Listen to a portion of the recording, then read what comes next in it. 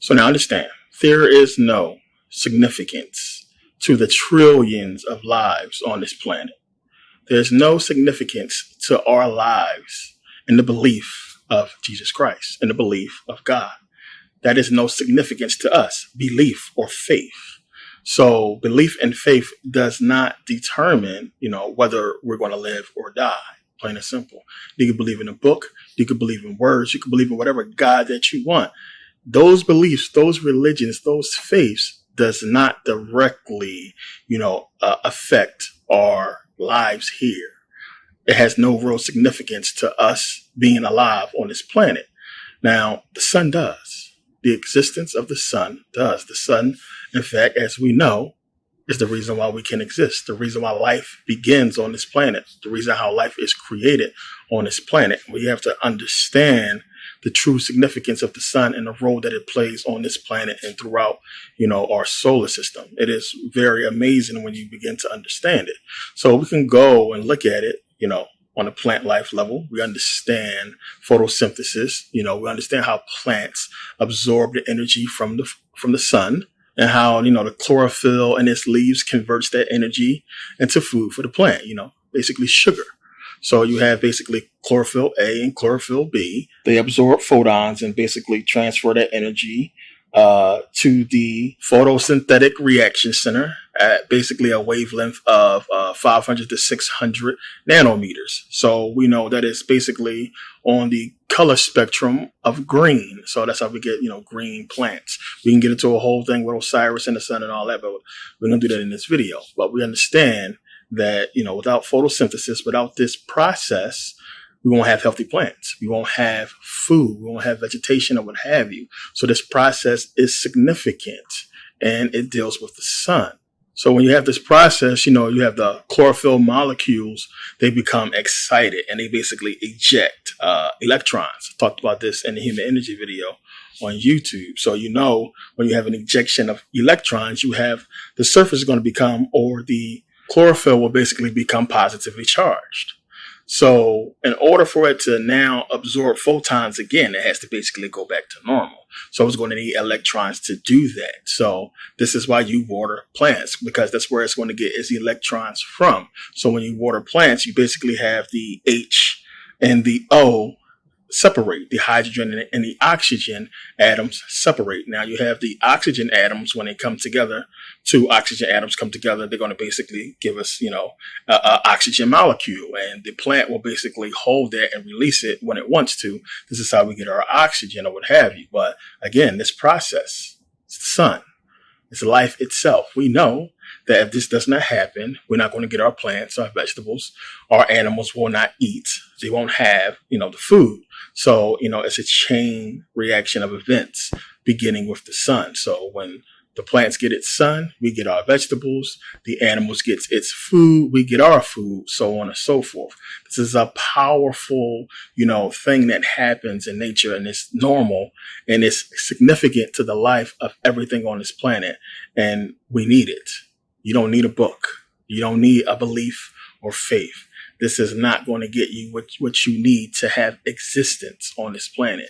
And this is what we have to think about. So when you go biblically into the book and you look at everything the book's talking about, it's not really giving you it's giving it to you, but in secret, as we know, it's not really giving you the true significance of the sun itself on human life, something that you cannot ignore. But when you understand the metaphor, we understand what it's talking about, which is Jesus. Now we understand the cycles that our sun takes place in.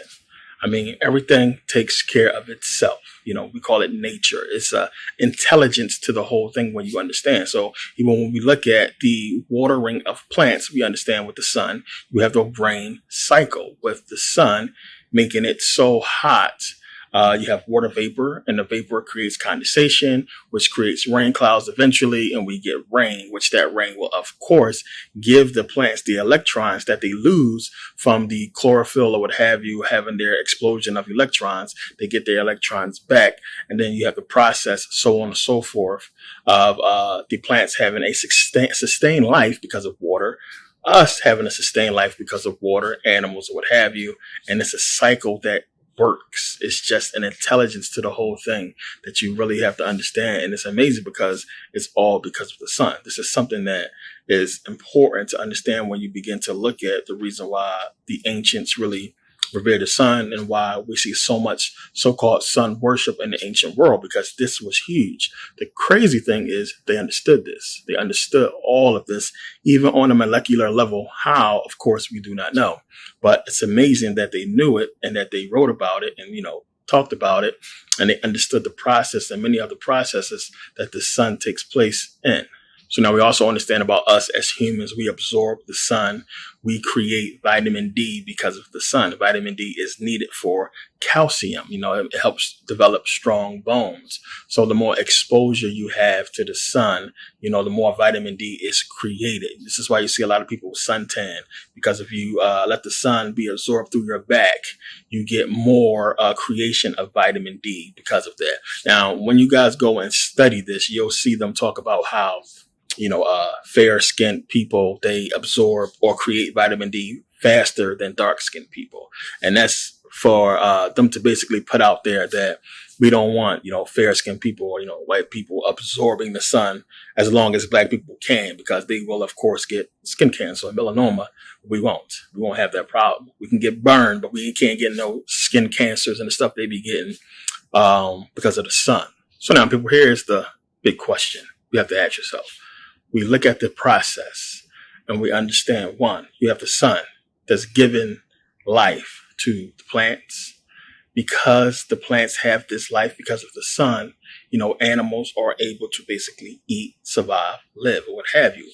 We know we get our energy from our food. We know we eat these plants.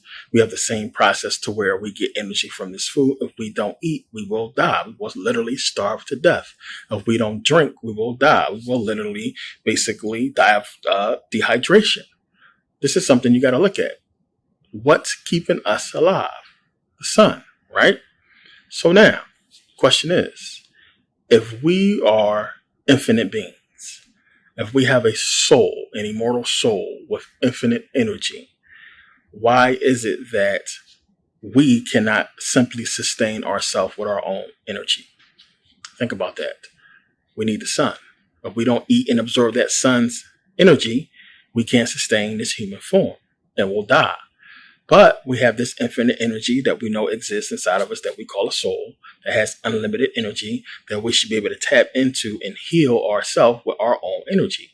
Why is that not possible? Now, I've got this question before from a lot of smart people who figured it out. And, basically I hint on it in a few videos if you really understand what I'm saying.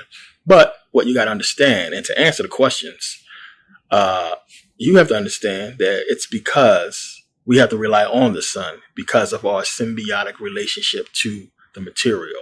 We are indeed spiritual beings, but we have a symbiotic relationship with the material world. Plain and simple. We need each other to exist. So just like we can't exist without this energy from the sun, our human bodies can't exist without us. So you have that one, the material us needs the spiritual us in order to exist. And we need what? The material in order to exist here. So if we want to exist in the physical world as spiritual beings, we need physical flesh. In order to sustain physical flesh, it needs energy to be animated. So if we want this body to be animated, we need this energy. Now, you also have to understand that, when you are eating and converting this energy into more energy, it's almost like the recharging of the energy that you have. You're recharging it because we don't have that direct contact to the sun, or at least we forget how to directly charge this energy.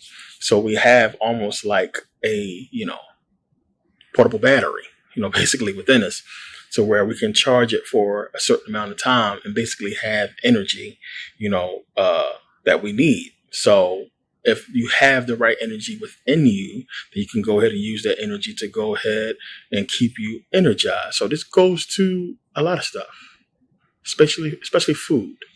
When you think about if you go out and you eat, junk food all the time, and that's the energy that you are now about to convert into energy for your physical self. So if you're constantly eating junk food and everything, you're going to gain weight, and you're going to wake up in the morning, you're going to have, indigestion or heartburn or what have you, depending on the health that you are in, at the moment. But if you're not in good health, what's going to eventually happen? You're going to be converting bad energy, plain and simple. So you're going to wake up and you're not going to feel as refreshed as a person who ate a salad, all that, who ate light meat, who didn't, gorge on junk food or what have you. They're going to wake up with more cleaner energy. They're going to be more energized. You're going to wake up over time with bad energy. So this is negative energy you're absorbing into yourself, and there's a lot that go with that. So you have to look at that, understand that relationship of, good, clean energy versus bad energy, so on and so forth. But it's due to the symbiotic relationship that we have with the material as spiritual beings that we need each other to exist. So we don't have full access of our power, as I talk about, with the subconscious basically locking away, everything that we need to be, complete, one. So because of this, and we're going to get into this a little bit later, it's going to make a lot more sense. Trust me. Because of this, we have this semi-relationship with the sun that's going to make a lot more sense as we go along. But it's because of this symbiotic relationship that we have with material that we need the sun to basically give us the energy to help us stay on the physical plane. And in turn, the material can survive. It can live. It can go on and complete its agenda. So there's an intelligence in all of this that you're going to begin to see as we go along.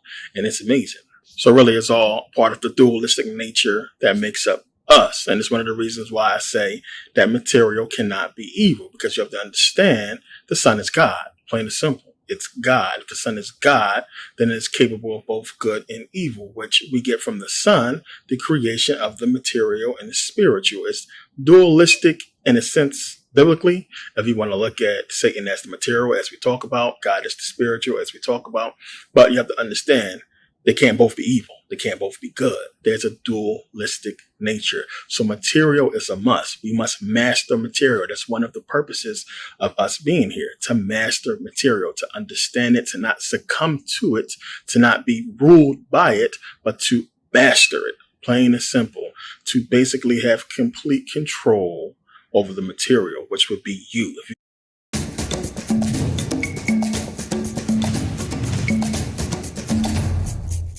can't master yourself, your flesh, then you can't master nothing. The spiritual will not be accessible to you because you are bound by the material.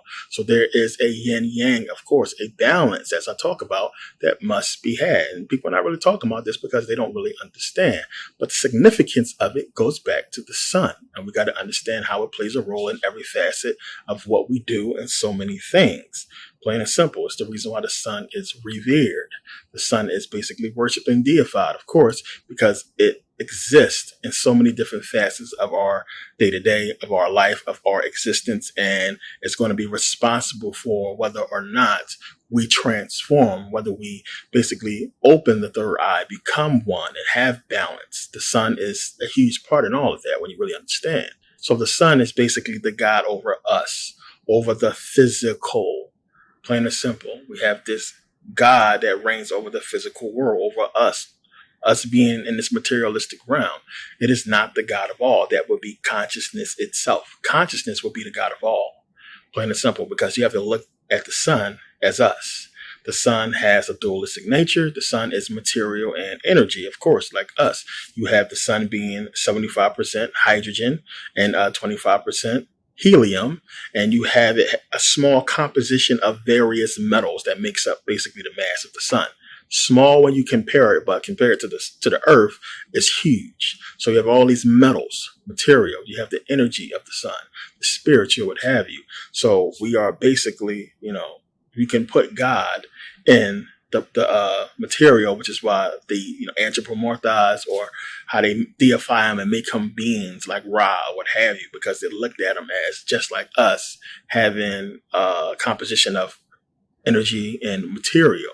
So this is why you can make, God as a man, the sun as a man, or what have you, or God as Jesus, or so on and so forth, why they put him in that aspect as a being because just like the sun, we are energy and material. So when we die, we have rebirth. When you understand the process, as I talk about, when we pass as this material, spiritual being, there is a going away of the material. And if you are not, completely one, balanced, you come back. You have rebirth into this physical realm. Now, when the sun goes supernova, the process starts over again. The sun recreates itself. This is the whole, metaphor with the phoenix rising from the ashes, what have you. You have a supernova and you have the sun basically reform itself. If the reaction from the supernova is unique, if it's done in a correct way, it can form planets, as I talked about.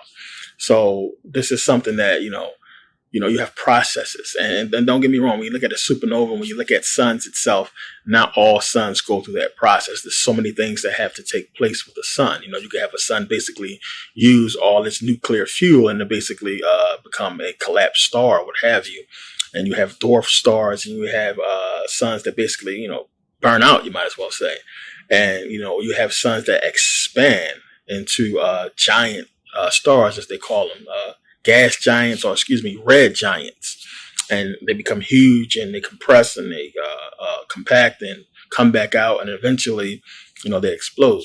So it's a lot. It's a process of life and death with the sun, just like it is with us, except for, the sun lives longer than we do. If you look at it in that sense of, being in one form for a long period of time, where we change forms many different times from incarnation to incarnation, if you are a being that keeps coming back here. So it's a lot to look at on a spiritual level that you have to really go back and look at the ancients and how they talked about it to appreciate it. It's something that you can't really fathom today because it's not really clearly understood, but it's going to make a lot more sense in this video. So as I talked about before, we know we have consciousness creating energy. Consciousness being this all-knowing, powerful thing that we really don't truly understand when you think about it. But as we know, you have a thought occurs first, as I talk about, then energy. That energy allows the physical to move. Basically the same process as the sun basically being absorbed by the chlorophyll in the plants, and that energy is converted into food for the plant to be able to survive and move. We eat it, we're able to move, so on and so forth. So you have, stemming from consciousness, energy, movement, life itself. Now, the sun is responsible for all life on this planet, plain and simple. And the thing is this, our true self outside of this planet would be what? Consciousness and energy. With energy, coming from consciousness, as we know. So it will be we will be this conscious, energetic being. And you have to really understand that and think about that. Consciousness, and consciousness being an intelligence when you really get into it, which is why they use these words. And it's going to make sense in a second. So once consciousness and energy enters the body, it becomes subservient to the physical, plain and simple. It comes basically under the physical, because now this is the physical world that it's dealing with. Understanding that energy and consciousness is stronger than the physical, of course, because it's what's created, but it is basically bound by the material, by the body. And this is why. The thing is, you have the brain. The brain can be programmed, plain and simple. So the brain can be programmed in such a way that causes the consciousness to be out of the control of the subconscious and subservient, serving the programming instead of serving the subconscious. So in other words, if you brainwash somebody or program a person to go do something, I heard about the Manchurian Candidate and everything like that. You can program a person to, despite their free will and conscious thoughts or the powerful subconscious, the programming takes over and a person goes and acts out the programming without the intervening of the subconscious, which is supposed to be the rational part. So programming is crazy. So you have that physical programming that can take place that can basically control, the entire body. So the brain is a computer. It can be programmed, plain and simple. And this is how we understand, how we know that human life is different. is special from all other life on this planet. And the main reason is because of our consciousness. But we can be programmed. And everything has been programmed, when you really understand, to seemingly do something on this planet specific to its species or what have you, vis-a-vis the way we act on this planet. Plain and simple. If you look at every other life on this planet, they have a role. It's a role, a symbiotic role, when you really pay attention, that they all go about. We know about ants and how they build the mounds and everything that they do. We know about lions and how they run in prides and everything. Wildebeest and buffalo, how they act. Bees in a beehive. Everybody seems to have this program role that they do and how they exist on this planet. Plain and simple. But you have us, who can be programmed to do something different each and every time, to act outside of the normal role of us. Now, if you take the consciousness of the other beings, it seems as if they're stuck in a paradigm of their actions. Basically, monkeys are monkeys. That's what they do. That's what they do. They monkeys. They do what monkeys do. You take the consciousness, or just take the understanding. If you ever drove the country, you ever took a long ride, through any farms or what have you, you going to hit a shit ton of bugs. You have bugs stuck to your car window, all over your car. And it's like, why don't the bugs understand, or have the consciousness to understand, to get out the way? The bugs think they can fly through the car. They see it's a glass. They can look through the car right out the back window. And yet they drive straight into the window. At night, they're attracted to the light. That's one thing. But during the daytime, it happens as well. And it's like, you would think by now, decades, hundreds of years, however long cars been out, that they would have figured this shit out by now. Like, yo, why are you driving, flying straight down the road? You're going to get smacked by a car. But no, they haven't. This is part of the cycle. You would think their psyche would adapt to the process and understand to fly over the cars, or fly at a certain height, or to avoid the cars altogether. But they don't. It's the same thing when you look at buffalo. If you look at a lot of these nature videos when the buffaloes are attacked and killed by lions, it's like, dude, why are you going there? You see the lions be right there, and they can see them. They be in their little tribes and everything, their little squad, and they look over and they be trying to eat and drink and look at the lions, and it's like, they're coming. Why come there? Why not come up with a different plan? It's because they don't have that psyche, that consciousness, the way humans do. And this is why, we're higher and above all the animals or what have you, because of consciousness, not because of physical, attributes, because, you can't beat a lion, but you can outsmart one. And the thing is, they can't. They cannot do it. They cannot change. Now, this is how we are different and how we know the program is special and our consciousness is unique on this earth. Because basically, if we wanted to, and I don't know nobody that's going to want to do this, but some people have, we could live like any other surface animal on this planet if we wanted to. If we wanted to go live out with the monkeys and the gorillas out in the forest, act like them, eat what they eat, do what they do, we can go do that. We want to go chill with a pride, stay with some lions, eat like they eat raw meat, hunt like they hunt. We can do that. But they can't do what we do. They can't have consciousness like we have. They can't come together and say, you know what, I'm going to open a water ice stand down on 101st. I'm going to, open a corporate office and go to law school or something like that. They can't do that. They can't have the consciousness that we have. We can do what we want. Our consciousness is different. So the point of this is to get you into the understanding of how unique we are. I don't want nobody to go back and think the sun is responsible and, it's the main power and God of all. I don't want you to come away with that understanding. It's for you to understand consciousness is the true God. Consciousness is everything. It's over the sun. Consciousness put the sun here. So understanding in that aspect of we all have to basically need the sun to exist. But more than that, consciousness is over that physical energy that we get from the sun itself, that physical, that power we get. There's still consciousness which created the power in the first place. So there's something more unique to it consciousness than, the energy in the sun. But as we look in this physical world, we know we are basically regulated and basically need the sun for all of us to exist and stay here on this planet. So now, what if our energy was just as powerful as the sun? What if consciousness created the sun to be sort of a battery for our energy as we exist on this physical level? And that meditation is a way for us to tap into that energy and recharge ourselves. Now, we understand all the recharging capabilities that the yogis and the Buddhists talk about with meditation, that when you meditate, you're basically mimicking the dream world, where, as we know, when you go to sleep, it's when your body recharges and heals itself. And that if you meditate, and once you master meditation, in meditation, you can recharge your body and heal yourself just as you would when you go to sleep. And this is a fact that we all know. You go to bed super tired, feel like you have no energy left.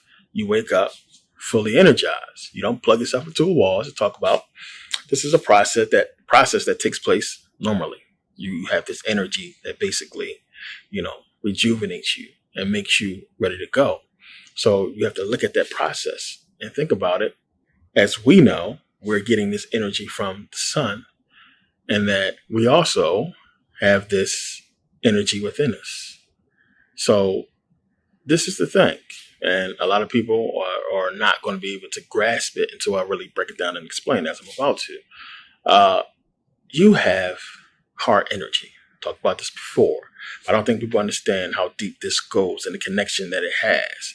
Your heart, our hearts, is connected with the sun itself. Our hearts have electromagnetic field, just like the sun has an electromagnetic field. The earth has an electromagnetic field. There is a relationship between the three. There is a connection that we have to understand exists. So we have been told, we have been talking about, we are gods. Talked about this many times. The ancient Egyptians. Everybody who is conscious understands that we are gods. God is in us.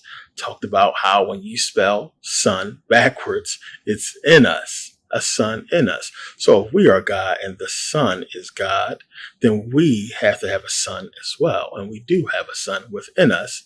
It's our heart. Plain and simple. Make a lot of sense in a second. We have a sun in us. It's our heart. Our heart is directly connected to the sun. So now the two most important organs in the body, we know, the brain, the heart. Plain and simple. So now, we have seen how the brain is a computer, as I just talked about. The brain is a computer that can be programmed. It's a computer. What about the heart? When you look at it on the terms of computers. Now, we know that without the brain, they would have never came up with the idea or really understood how to make a computer. It's modeled after the human brain. But you have to look at the heart, plain and simple, and understand the connection.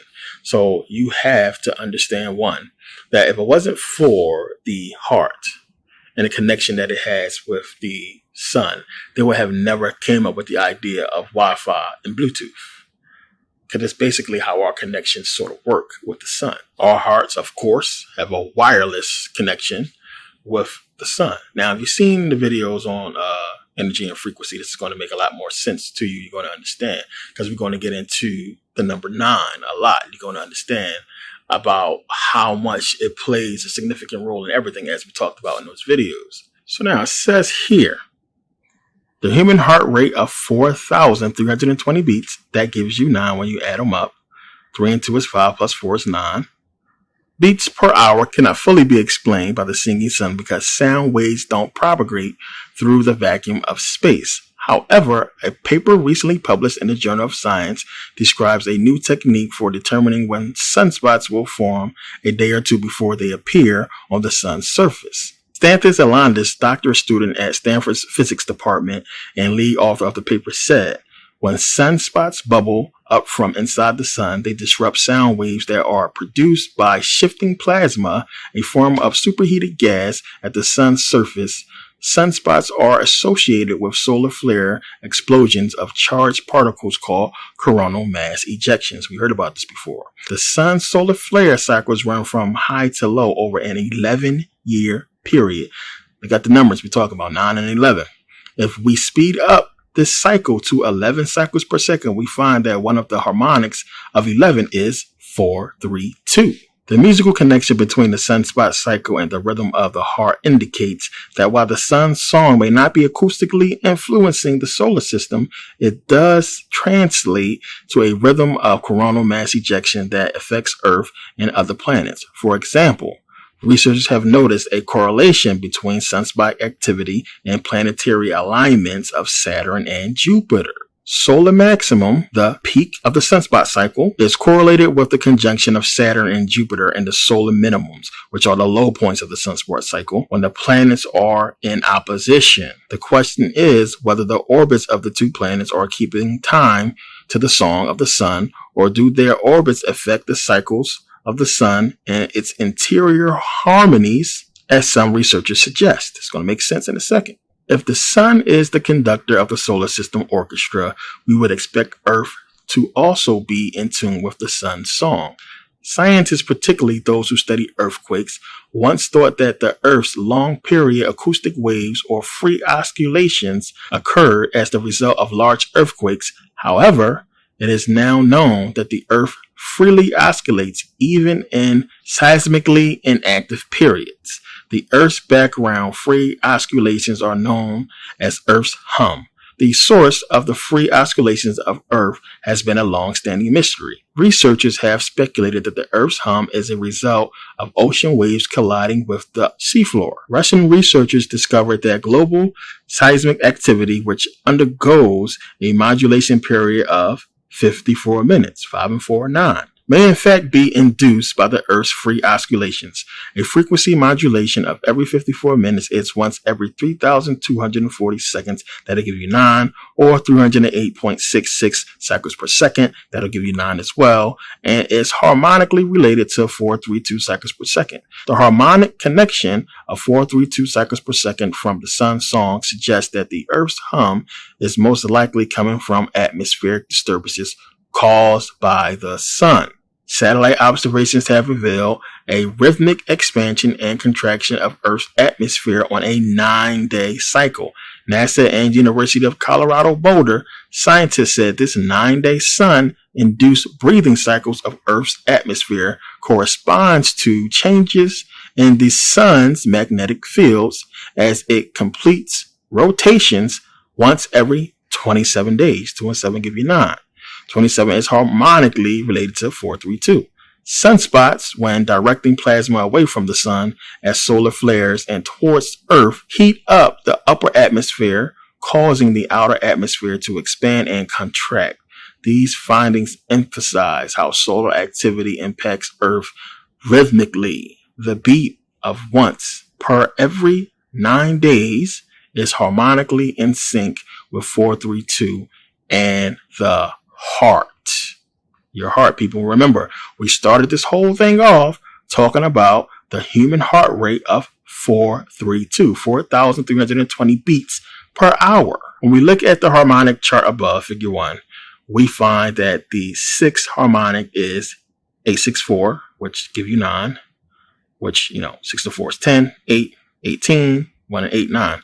By coincidence, the diameter of the sun is 864,000 miles. The reason the sun's diameter is related to 864 is because the definition of the mile is 5,280 feet. When you keep breaking that down by multiplication, you'll end up with 144, which 144 give you 9.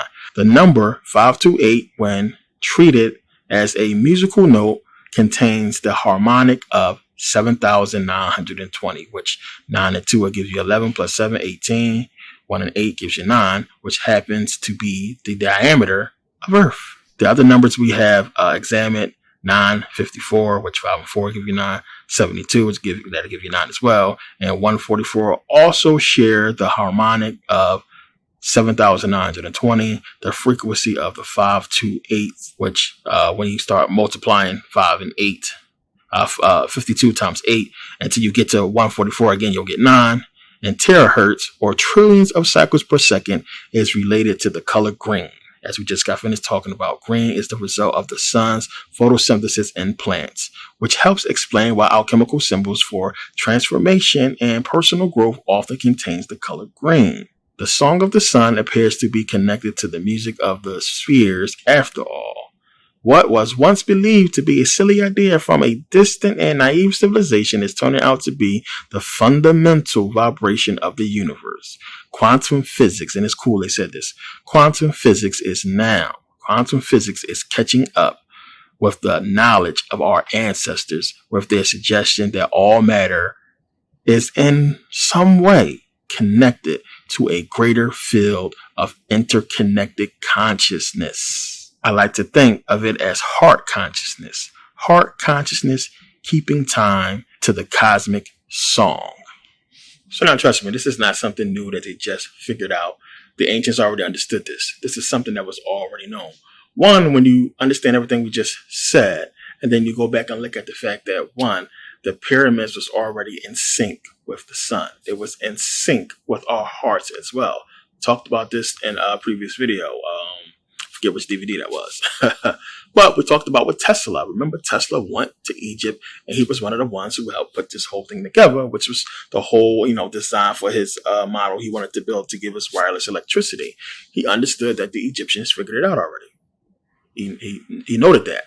So he also discovered that, it was a hum coming from the pyramids. I've been there myself. The hum is there and it can be measured, which you have people out there actually measuring it. You can measure the hum, one, and it is at a frequency of 432 with one pyramid. You have 528 with, 432 with Khufu, 528 with Khafre, and Menkarup has the 144. So there you go. Boom. You have 999. It is there right at the pyramids. And he also expressed how you have with the pyramids, how, when it was complete, how they played a frequency. It didn't only generate, negative ions and wireless energy or what have you. It wasn't just that. It also emitted a frequency that resonated with the human heart, which makes sense since it's dealing with the brain and the heart. Remember, I talked about how, the Great Pyramid is the brain in that whole process, but it also emitted a frequency for the heart because we know the heart and the brain is connected. So I talked about that. You use your heart, basically to send more signals to the brain than the brain sends to the heart. Plain and simple, but they are connected. So when you see that and you understand that and you look at the fact that all of this esoterically, as far as with sacred math, sacred science, all goes together with the building of the Great Pyramid and everything that entails with the speed of light and everything that's calculated within it. It's so much. It's so deep. So when you looking at just, Giza and everything that's there, there is a big message that's there, as a couple people got into, to understand that they're giving you space as well as the body and so much more. So again, just the sun, understanding how it was revered and why it is considered to be so powerful and how harmonically we have this relation with the heart to the sun. Now, it also goes on to say here in scalar heart connection, the frequency of 144 cycles per second is harmonically related to the note of A and Pythagorean tuning of 432 cycles per second.